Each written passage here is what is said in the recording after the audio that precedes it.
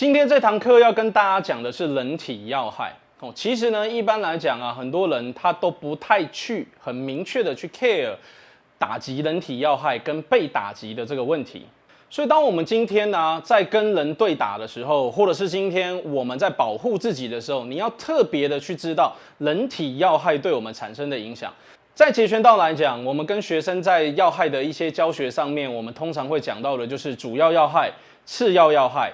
十字线、神经丛、关节以及重心这几个点。主要要害，简单的讲，就是当你今天只要去打击到这个位置，就能够产生相当大的杀伤力，以及减少对手作战能力的一个位置，我们称为主要要害。那像什么地方是主要要害？我们的眼睛、我们的喉咙、我们的男生的蛋蛋的位置，这一些位置都是所谓的很明确的主要要害。那什么是次要要害？次要要害简单的讲，就是你打到这些位置会有效，可是不至于对它产生极大的伤害。也就是你打了这些位置之后，它可能会丧失短暂的战斗力，它可能会暂时的没有办法进行攻击，这些我们就称之为次要要害。像哪一些部位是我们的次要要害呢？比如我们的关节，它可能打到之后，它不是完全折断，而是扭伤。我们的手指这些位置都算。再来呢，就是比如说我们的十字线，好，十字线等一下我们会讲到，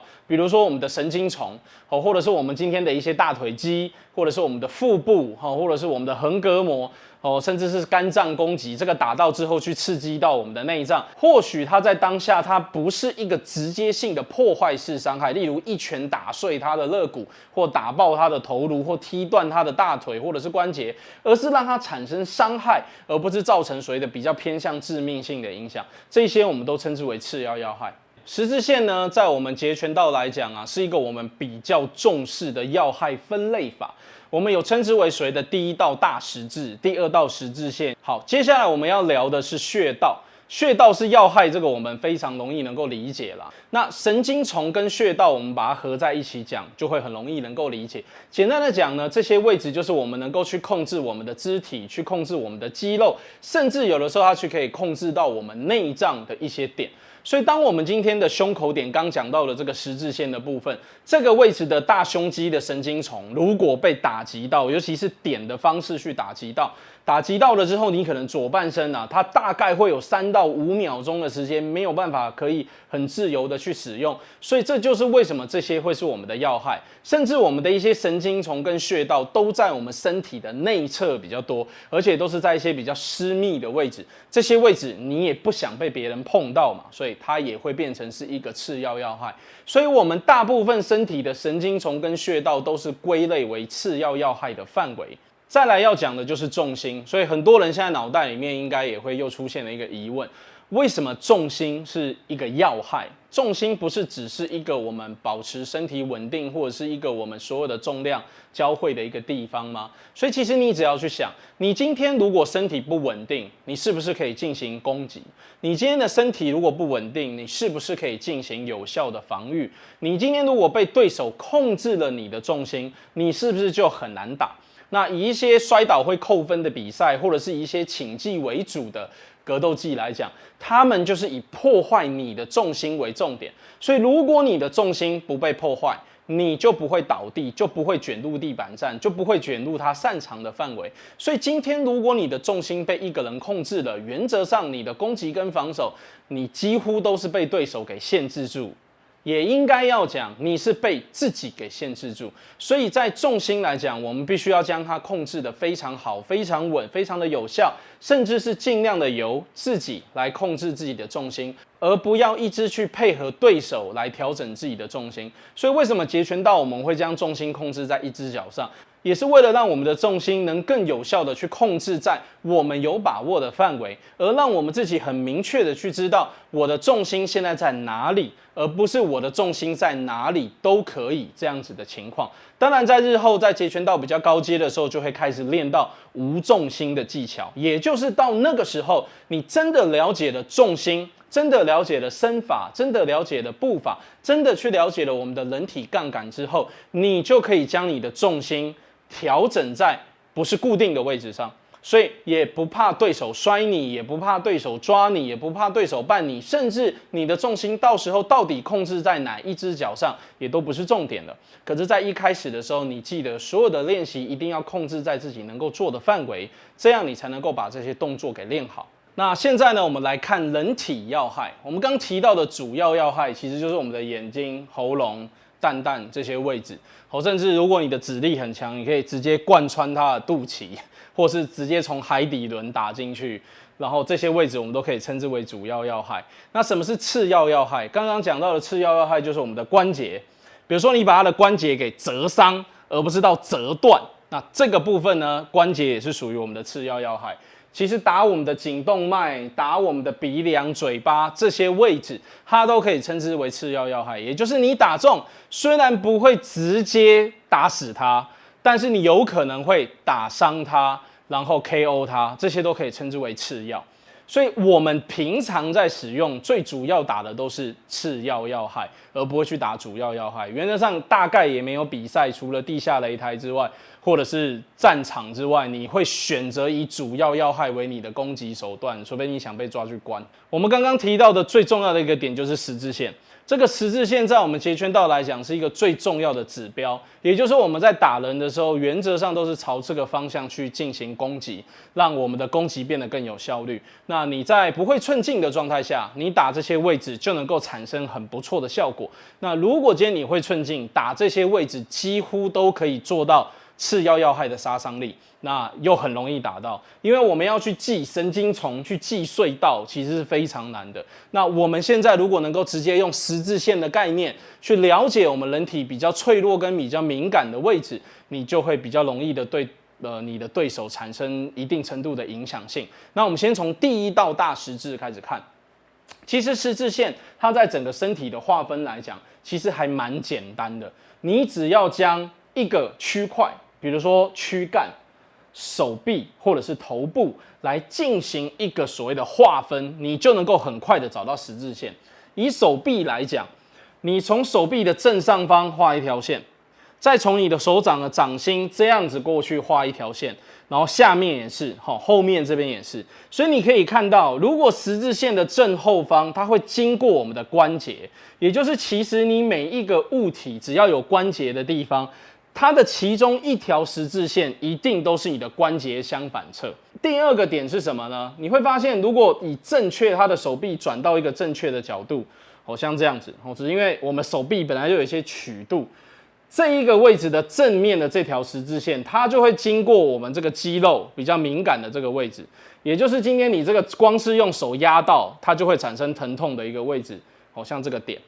那它的正上方这个位置也是，它也会经过我们手臂其实最常被按到这个会痛的点，也就是我们的手如果去敲击它，它都会有比较明确的地方。再来，你看这边，它直接前面我们这一段就有骨头外露的位置，一直到这边经过我们的这个手臂这个神经丛穴道，然后一直到上面这边，你会发现我们手臂侧面的这个肌肉，它这个肌肉的交接处，也就是在这个位置。一支过来之后，这个就是一个基本的十字线，所以它会经过我们的手掌，经过我们的手臂，经过我们的手腕。那手腕的这个点也是很明确，这个位置也是一个比较脆弱的地方。有一些的擒拿或是什么，他们都会以手腕这一带的这个要害来进行所谓的固定。再来就是身体的十字线，身体很简单，你就是把它整个从头一直到它下面整个头含躯干，你都可以把它直接纳入这个十字线的范围。所以我们的头从头顶，这不用讲，我们的天灵，这就是一个要害，然后一路降下来，经过鼻梁、人中，然后一直到喉咙，好，这些位置到胸口这个八卦的这个点，这些地方都是要害，然后会经过我们的胃，再到肚脐，然后到我们的要害，一直到后面经过肛门，然后到尾椎，到脊椎，一路到后脑勺，再绕回来，这就是第一道大十字线。你就会发现这个大十字线就非常的具有杀伤力，而这就是我们所谓的正中线。从正面来看，跟后面来看也是这样。那第二道十字怎么划分呢？我们以身体来讲，就是横切。好，所以如果我们以身体这个位置来看，一直这里到这里，那从中央横切的这条线就是第二道十字线。那胸口下来的第一道十字线在这，加上第二道十字线，你就会发现这个十字线就是在我们身体胸骨最弱的这个八卦的这个位置，也就是我们这个位置是按到你就会不舒服的点。那它的下面的这个十字线就会经过我们很脆弱的肋骨，然后一直到我们的后面，我们后面这一边肾脏的位置，然后到后面的脊椎的交接处。所以你可以看到第二道十字线的划分了之后，以躯干来讲，躯干的大十字就是这样。那怎么样再画出躯干的第二道十字线？就是这4个区域嘛，因为我们刚刚是不是十字？那这4个区域，胸口就是一区。你在胸口这一区，从这里过来，再从上面下来，它的这个点就是在这。那这个点就是我们的胸肌，也就是胸肌这一边我们神经丛的交汇处。相对点也是在这，也是这个位置，也是很有感。只要顶一顶，哇，就很有酸软感。那我们这2个位置的这2个十字线最点的这个点，其实光是这里压进去，其实就会知道了，这已经是我们的肋骨的极下缘处，也就是这里如果被打到，这2根软肋骨原则上是会断裂的。那也是非常难治疗的位置。所以这就是我们第2道十字线的划分法。那以手臂来讲也是一样，手臂刚我们画过了第1道大十字线之后，我们现在进入第2道大十字线，就是这一块手臂肌。你将手臂肌划分成十字等份之后，这一整个圈圈你都会感觉特别敏感，尤其是这一道。第1道大十字，你可能稍微偏掉一点，你还不会有那么明确的感觉。可是你只要经由这一道第2道十字线，用手指轻轻的去敲它，你就会知道这一圈也比较敏感。所以我们从我们的上半身到我们的下半身，大腿也是，大腿的正侧面不用讲哦，顶到就很有快感了。那正面也是，后面也是，内侧也是。可是当你今天把一块大腿肌，你将它的十字线正确的划分，你就会发现最痛的点就是在这，然后正面也是，然后内侧的那个点也是。所以我们通常最痛的点就是2道十字线的交接处，那个地方就是我们最痛的地方，也有大部分也会遇到我们的神经丛，也会遇到我们的穴道，这就是我们要特别去练习的点。所以我们在正常的时候会怎么用？今天假设我们跟一个人在进行对打，那之前在这个师傅的书里面，或是上课的时候，我们都会去提到，你与其去攻击他的头跟攻击他的身体，你不如去破坏他的四肢。所以当我们今天如果要破坏一个敌人动作的时候，我们一般在做安全3下的时候，我们会选择先做一个接触性动作，胖胖，然后进行安全3下的打法。那1、2、3。这个除了3之外，它不太会造成什么很明确的破坏力。那如果今天我们要对于他的肢体以及他的腿部，或者是针对他的十字线去做有效的打击，通常我就会把我的安全3下的动作换成我的手先用掌底的部分去拍击他的手臂的十字线，从这个位置下去。然后第2个动作上来的时候，我也是用掌底的这个位置直接去拍他的大臂，因为这都可以达到一个封锁的功能。再来就是我的手再去打击他的脸部。好，那也就像说，如果今天对手朝我的脸一拳打过来，我在接的时候，你就会发现到我的手除了标准的封挡之外，我的手不是直接去标他的脸，而是我的手直接用我的这个底的部分去敲击他的大臂内侧十字线的点。你也可以利用另外一个动作，比如说打上来，我们接的时候从这个位置上来，从上往下的方式这样去敲他大臂的点，因为这个一下它就整个软下来了，而且这边会软痛，所以它必须要去进行配。接下来你再进行打击的动作。所以刚刚我们在这个示范动作是一个上半身的动作。其实很多时候，当我们今天在跟对手做接触的时候，为什么我不喜欢戴手套，也不喜欢让学生戴手套？所以你戴着手套，你会少掉很多的触感。比如说，假设今天跟对手在打，这样子去敲人家手指的这个动作是很有效的，它可以敲到对方很痛，产生很大的效果。再来就是你利用骨节去敲他的手臂，一个手臂的这个下往上的敲击动作，或者是手刀直接去劈他的十字线。那再来就是比如说手臂的外侧，你也可以经由一个手部，好，比如说你防守我的动作。对，接到的时候，这个时候在接到的时候，你可以直接接拉手的动作，直接去拍他的手肘，或者是直接去攻击他手臂的外侧，这都是很有效的方法。比如说，对，像这样子，破坏重心加上拍打，到这里了之后，手转进内侧，从这个位置去敲击，这都是可以做得很快而且很有效的动作。这些组合动作，它就能够产生出相应的效果。你可以直接去敲他的手背，你可以敲他的手臂，你可以敲他的大臂。这些第一段的动作其实都没有影响，而且大部分这个第一段动作对手都躲不太掉，因为大家都不会觉得，我的手被你打到有什么特别的。可是如果你的点对，你的效果对，其实第一个下去就能够产生很有感的点。可是如果你看我打到的旁边都不是重点，就没有这一下的效果那么好，而且它不需要很重。再来还有什么？就是对手如果朝你打过来，你一个过来的时候，你可以直接从这个位置去打中他的手臂，从这个位置上来，你就可以直接打到他手臂的内侧。你也可以选择打他小臂的内侧。其实只要是这些位置，它都很有效。这一段距离是特别有效的，因为我们的大臂内侧是很不擅长被打中的。今天我们在使用很多的格斗技巧或者是截拳道技巧的时候，大家一定要特别去注意一点，就是不要一直 focus 在我想要去打中他的脸部，我想要去打中他的身体，而是你要很有效的去破坏他的四肢，因为当他的四肢没有办法正常使用的时候，他的战斗力会大幅度的下降。下半身其实我们最常看到的就是泰踢，就是直接这样上去，利用我们的迎面骨，然后去踢他的大腿外侧。比如说，假如对手踢我腹部，我下来的时候，我是直接用我的手臂，标准是用手肘啦。像这样，你的手肘只要有通过它的这个点，就会很有效。后面这只手进行一个防卫性的动作，所以主要是靠前面这只手去接。这个手只要接到大腿，原则上就无法出腿。所以记得的一个重点就是，不要人家一出腿你就想要用手拍或者是退后，而是很有效的是对手出腿，你要靠近进去，你只要把手降下来，你就能够封了到这。然后再来就是你的手可以从下面这个位置很快的上来到这个点，不管你要上脸部或上腹部都可以。就像这样，你的动作就可以很有效的去封挡它。而这一下大家要注意尽量的让你的手侧或怎样，而且再一次，因为这只是辅助。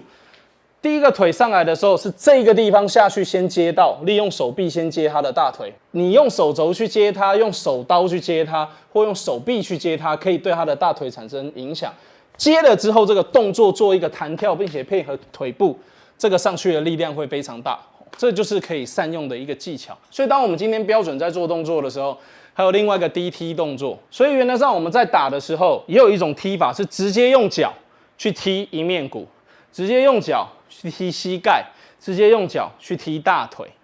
这个所谓的脚尖踢法，本来就是要练的一个基础点。那当然初步还没有练到，碰到这个位置的时候，上去再接其他的动作，你的动作才会流畅。所以不要一开始就只想着摆姿势怎么样，然后进去，然后就是轰身体，然后轰头，而这样很有策略性的碰触踢，啪啪再进来，让你的动作能够有效的连贯跟使用，并且哪怕是对手朝你攻过来，接挡定上手。这些位置的这几个配合，才能够把你的动作变得更扎实，而是很有效的去破坏他的四肢，你才能有效的去控制住对手，也不会让你造成说你的动作就只有这些简单的变化。所以在现在很多的格斗技，或者是很多的，包含你看 MMA 或是什么，他们其实就是以破坏跟击倒对手为目的，他们就少了很多这样子的动作。可是大家千万不要忘记一点。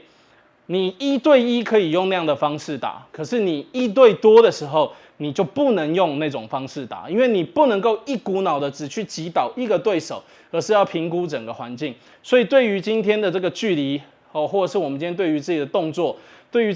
这个要害的控制，其实都是非常重要的。